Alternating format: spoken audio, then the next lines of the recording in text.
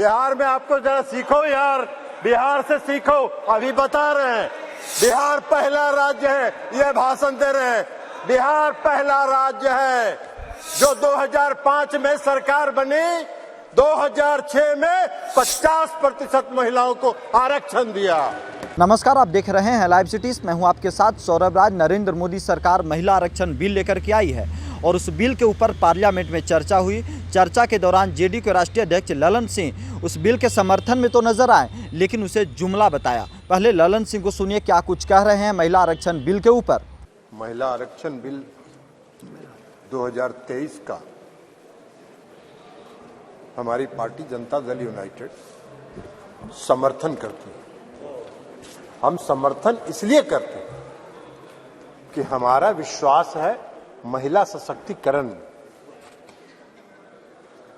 लेकिन जो सरकार ने जो बिल लाया है और जो इनकी मंशा है, वो मंशा इनको महिलाओं को सांसद में या विधानसभाओं में आरक्षण देना नहीं है। ये 26 पार्टियों का जो INDA ये बना है, उसका पैनिक रिएक्शन है। उसके पैनिक रिएक्शन में इन्होंने ये बिल लाया। इनकी कोई मंशा नहीं है। ये जुमला है, सबसे बड़ा 2024 का चुनावी जुमला है। ये महिलाओं को छलने का काम इस बार करना चाहते हैं। इनकी मंशा नहीं है। अगर इनकी मंशा अगर इनकी मंशा होती तो 2021 में इन्होंने जाति आधारित जनगणना प्रारंभ कराया होता। इसलिए कि इस देश की मांग है, इस देश की आवश्यकता है कि जाति आधारित जनगणना आप कराएं, और इस सदन में मांग होती रही, आप नहीं कराए। इसलिए कि आपको कराना नहीं। आप गरीबों को, अति पिछड़ों को प्रति न्याय करने में आपका विश्वास नहीं है, आपका भरोसा नहीं है। इसलिए आपने जनगणना नहीं कराया। और अगर आपने शुरू कराया होता, अब तक तो जनगणना खत्म हो गया होता और आज लागू हो गया होता ये महिला आरक्षण बिल। आज इसकी जरूरत नहीं होती। लेकिन आपकी मंशा नहीं है। आप 334A जो आपने प्रावधान किया है, वो अनिश्चित काल तक चलता रहेगा और 2024 का भारी जुमलेबाजी करके महिलाओं को छलने का काम करेंगे। लेकिन महिलाएं, इस देश की जनता आपकी जान गई है। आप भारी जुमलेबाज हैं। आपके किसी जुमले पर उसको भरोसा नहीं है, उसको विश्वास नहीं। बिहार में आपको जरा सीखो यार, बिहार से सीखो। अभी बता रहे हैं बिहार पहला राज्य है, ये भाषण दे रहे हैं। बिहार पहला राज्य है जो 2005 में सरकार बनी, 2006 में 50% महिलाओं को आरक्षण दिया। 2015 में सरकार बनी, महागठबंधन की सरकार बनी। 2016 में 35% राज्य सरकार की सारी सेवाओं में आरक्षण दिया महिलाओं को। 1 साल के अंदर आपकी तरह 4.5 साल इंतजार नहीं करते रहे। कल प्रधानमंत्री जी का सुन रहे थे, आंकड़ा की बात कर रहे थे। अरे आंकड़ा तो आपका 2019 से था, काहे नहीं किया आपने? जब बेंगलोर में, पटना में, बंबई में मीटिंग हुई तो आपकी घबराहट हो गई और उस घबराहट में आप लेके आए। आपको हम बताना चाहते हैं, ये इनको क्या मालूम है दुबे जी को उत्तर प्रदेश में तो अभी सुना रही थी वो कहानी, तो इसलिए बता रहे। 1 करोड़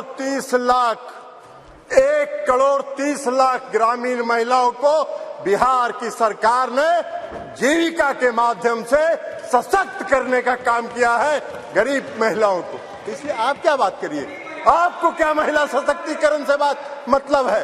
आपको कोई महिला सशक्तिकरण से मतलब नहीं है। इस सरकार को महिला सशक्तिकरण से कोई मतलब नहीं है। इस सरकार को अपनी कुर्सी से मतलब है और उस कुर्सी को बचाए रखने के लिए कोई भी जुमला ये कर सकते हैं, कोई भी जुमलेबाजी ये कर सकते हैं।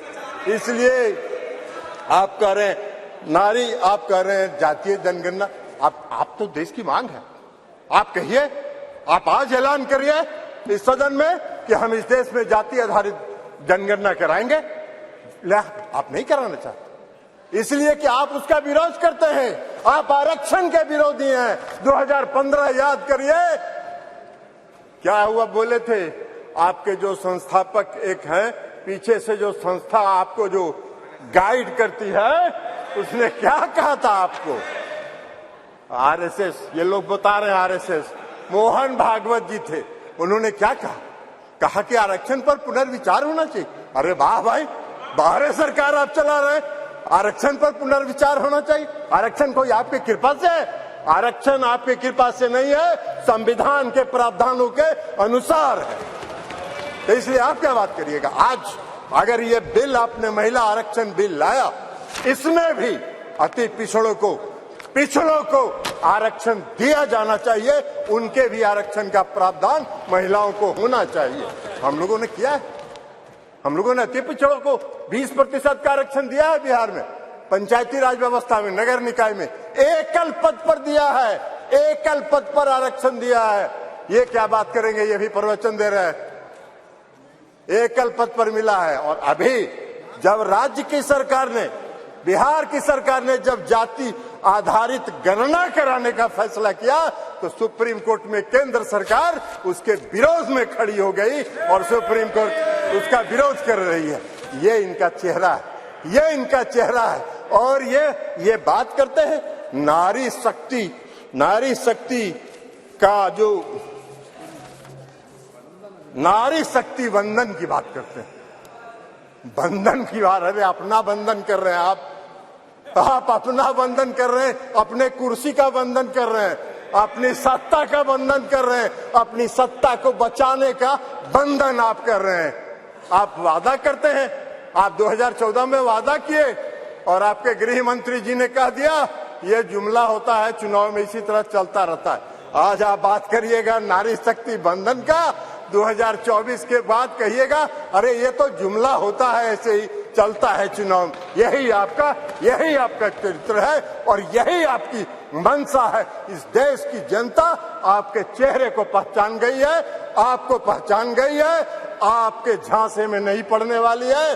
आपको सत्ता से 2024 में मुक्त होगा, वो भय आपको सता रहा है, वो भय आपको सता रहा है। और इसलिए ये बिल आप लेके आए हैं, इसलिए इससे कुछ नहीं होना है। और इसे कहते हुए मैं इस बिल का समर्थन करता हूं और इस बिल का समर्थन करते हुए अपनी बात समाप्त करता हूं।